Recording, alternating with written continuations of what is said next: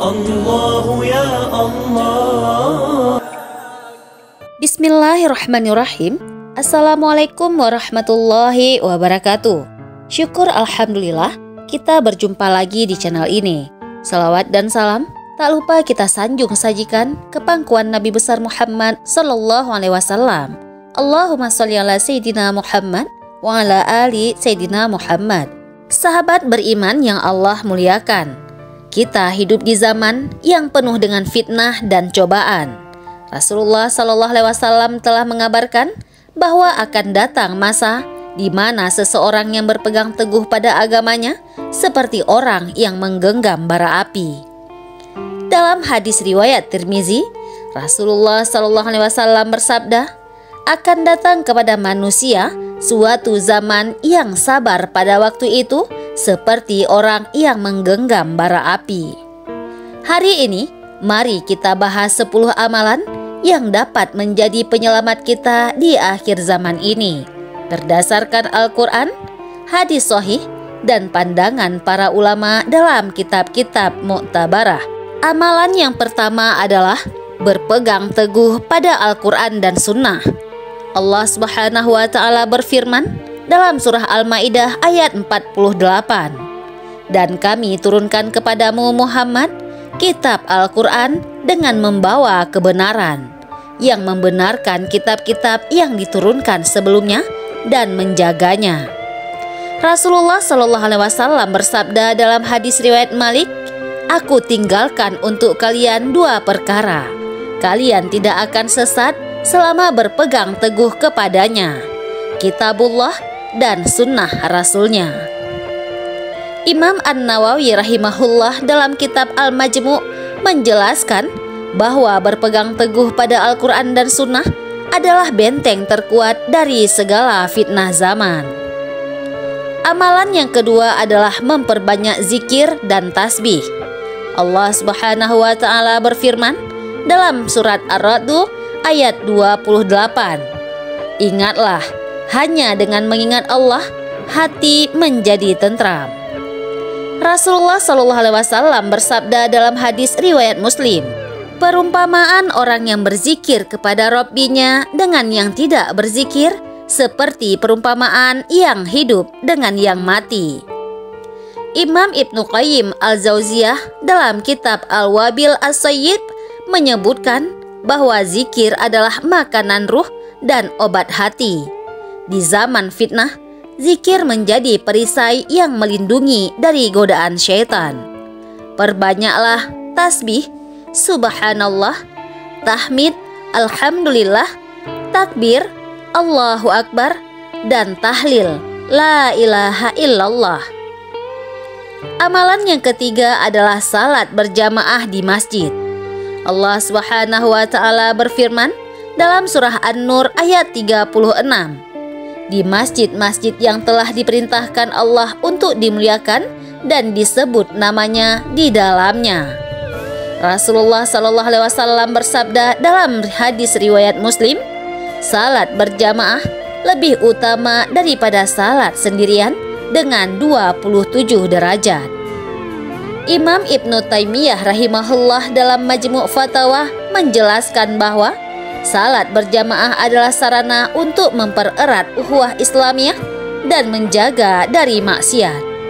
Di akhir zaman, masjid menjadi benteng terakhir umat Islam. Amalan yang keempat adalah menuntut ilmu agama. Rasulullah Shallallahu Alaihi Wasallam bersabda dalam hadis yang diriwayatkan oleh Ibnu Majah, menuntut ilmu adalah kewajiban bagi setiap muslim. Allah Subhanahu wa Ta'ala berfirman dalam surah Al-Mujadilah ayat 11, Allah akan mengangkat derajat orang-orang yang beriman dan berilmu di antara kamu beberapa derajat. Imam Asy-Syatibi dalam kitab Al-Muwafaqat menegaskan bahwa ilmu syar'i adalah cahaya yang menerangi kegelapan fitnah. Tanpa ilmu, seseorang mudah tersesat oleh berbagai aliran yang menyimpang. Pelajarilah akidah yang benar, fikih ibadah dan muamalah, sirah nabawiyah, tafsir Al-Quran. Amalan yang kelima adalah berbakti kepada orang tua.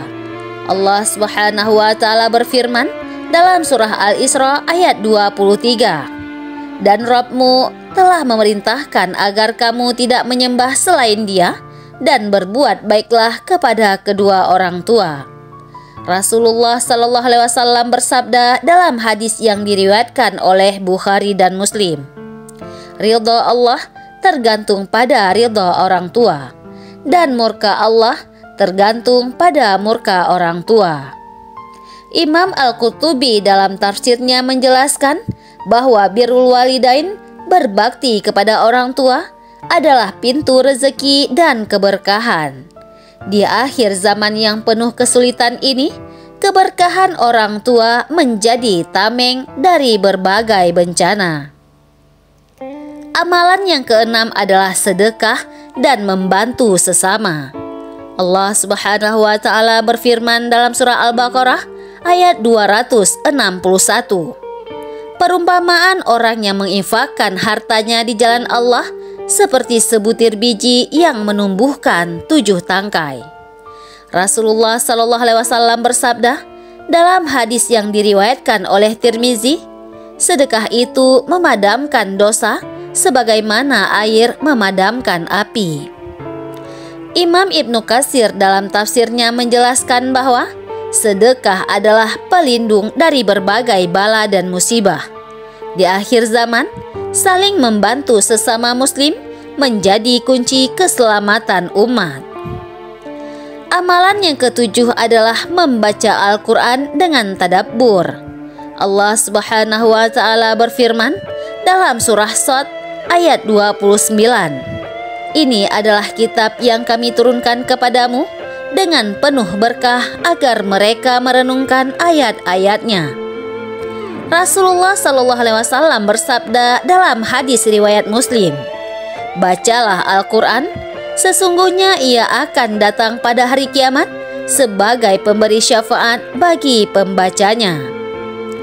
Imam As-Sa'di dalam tafsirnya menerangkan bahwa tadabbur Al-Quran adalah obat bagi segala penyakit hati. Di masa fitnah, Al-Quran menjadi petunjuk yang jelas membedakan hak dan batil. Amalan ke-8 adalah puasa sunnah. Rasulullah Shallallahu Alaihi Wasallam bersabda dalam hadis yang diriwayatkan oleh Bukhari, "Barang siapa berpuasa 1 hari di jalan Allah, maka Allah akan menjauhkan wajahnya dari neraka sejauh 70 tahun. Imam An-Nawawi dalam Riyadhus Shalihin menjelaskan bahwa puasa adalah tameng dari api neraka dan pembersih jiwa dari kotoran maksiat.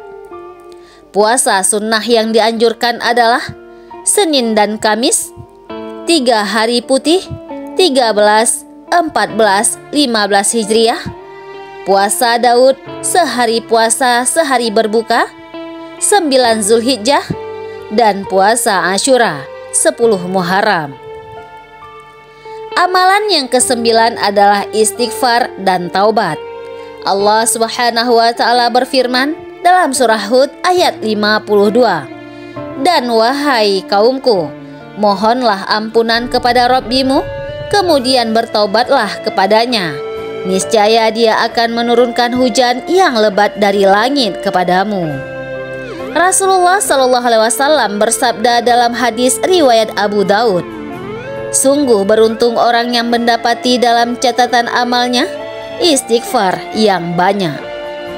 Imam Ibnu Qayyim dalam Madarijus Salikin menjelaskan bahwa istighfar adalah kunci pembuka pintu rahmat Allah. Di akhir zaman yang penuh dengan dosa dan maksiat ini, istighfar menjadi penghapus segala kesalahan. Amalan yang terakhir, yang ke-10 adalah memperbanyak salawat kepada Rasulullah. Allah Subhanahu wa Ta'ala berfirman dalam surah Al-Ahzab ayat 56, "Sesungguhnya Allah dan para malaikatnya bersalawat untuk Nabi. Wahai orang-orang yang beriman, bersalawatlah kamu untuk Nabi dan ucapkanlah salam dengan penuh penghormatan kepadanya." Rasulullah Shallallahu Alaihi Wasallam bersabda dalam hadis riwayat Tirmizi, "Barang siapa bersalawat kepadaku sekali, maka Allah akan bersalawat kepadanya 10 kali." Imam As-Suyuti dalam kitab Al-Qaulul Badi menjelaskan bahwa salawat kepada Nabi adalah sebab turunnya keberkahan dan terangkatnya derajat. Saudaraku yang Allah muliakan, inilah 10 amalan penyelamat di akhir zaman yang telah digariskan oleh Al-Quran, Sunnah, dan para ulama salaf. Rasulullah SAW bersabda dalam hadis riwayat Ahmad, "Bersegeralah kalian melakukan amal solih sebelum datang fitnah seperti bagian-bagian malam yang gelap gulita." Mari kita berlomba-lomba dalam kebaikan, memperkuat iman dan takwa, serta mempersiapkan diri menghadapi berbagai cobaan di akhir zaman ini. Semoga Allah menjadikan kita termasuk hamba-hambanya yang selamat di dunia dan akhirat kelak. Wallahu a'lam bishawab. Barakallahu fikum. Wassalamualaikum warahmatullahi wabarakatuh.